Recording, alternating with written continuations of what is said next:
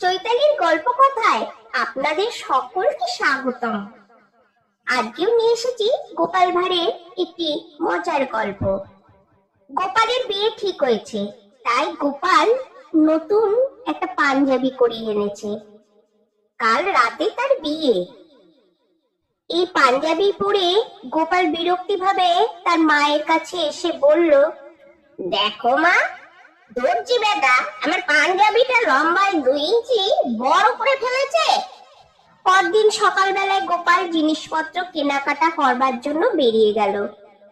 তখন মায়ের মনে হলো, বেচারা পাঞ্জাবিটা 2 ইঞ্চি লম্বা হয়েছে, কেটে ঠিক করে দিলেই হয়তো।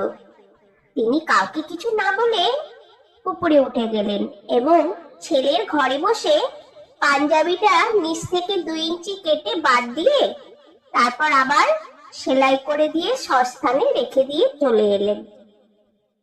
গোপালের বাড়িতে ছিল 2 বোন, তারাও দাদার বিয়ের জন্য এসছে।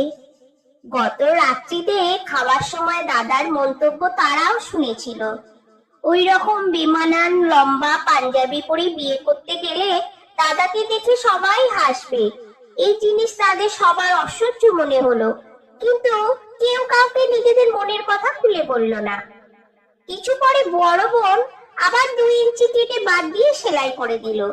তারপর ছোট বোনও চুপি চুপি ঘরে প্রবেশ করে পাঞ্জাবির ঝুল নিচ থেকে আরো 2 ইঞ্চি কেটে সেলাই করে দিল। এদের কাজ কেউই জানতে পারলো না। সন্ধ্যাবেলায় বিয়ের সাজ করতে গিয়ে গোপালের চক্ষু স্থির। যে পাঞ্জাবি 2 ইঞ্চি লম্বা ছিল তা উল্টে এখন এত খাটো হলো কি করে, তা সে কিছুতেই বুঝতে পারলো না। সে তৎক্ষণাৎ ঘোড়ার গাড়ি ডেকে দোকানে ছুটলো দোকানের কাছে জিজ্ঞাসা করতে। দোকানিকে জিজ্ঞাসা করাতে সে তো কিছুই বুঝতে পারলো না। গোপাল রেগে মেগে দোকানিকে 2-4 কথা শুনিয়ে তাড়াতাড়ি বাড়ি চলে এলো। বাড়ি এসে সকলের মুখে সব কথা শুনে গোপালের মেজাজ গেল আরো খারাপ হয়ে। কিন্তু অন্যের উপর রাগ করে তো বিয়ে না করে থাকা যায় না। বাধ্য হয়ে গোপাল তাড়াতাড়ি বাজারে গিয়ে আবার একটা পাঞ্জাবি কিনে তাই পরে বিয়ে করতে চলে গেল। বন্ধুরা, আজকে গল্পটি কেমন লাগলো? ভালো লাগলে অবশ্যই কিন্তু সাবস্ক্রাইব করতে ভুলবেন না।